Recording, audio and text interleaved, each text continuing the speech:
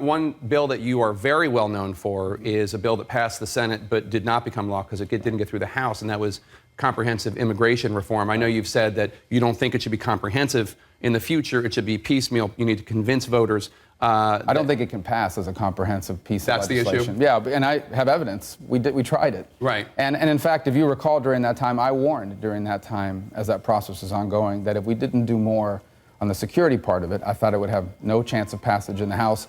But now I think we've learned that in fact, a massive piece of legislation, especially on something like immigration, just really has no realistic chance of passing. 61% of Republican voters under the age of 30, I believe, support same-sex marriage.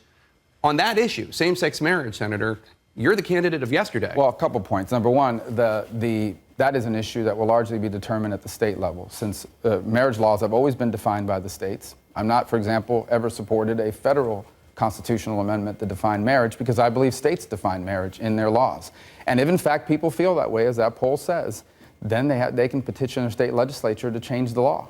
The second point I would make is I think there's still a significant number of Americans that believe that the definition of marriage should be that of one man and one woman, as it has been for thousands of years. There are a lot of and that continues. But they're a minority, and well, there's a large minority. In essence, there are still parts of this country that believe that way. But irrespective of it, we're in a republic. If you want to change the marriage laws of your state, go to your state legislature and get your legislators to change it.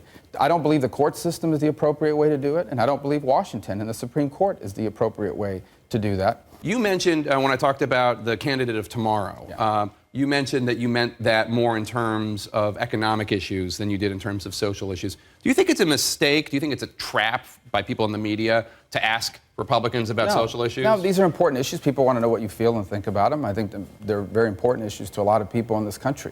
And I recognize that we're a country that has people on both sides of these issues that feel very strongly about it. I owe people where I stand. I'll tell you where I stand. But ultimately, and I'm not saying these are not important issues to have the highest office in the land opine on or give opinions on.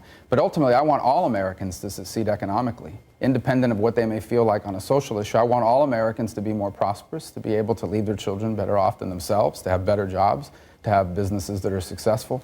I want America to be globally competitive. So we're a big enough country and a free enough country to debate these issues robustly and work through them as we have always done as a society, but we still have to grow economically and be secure militarily.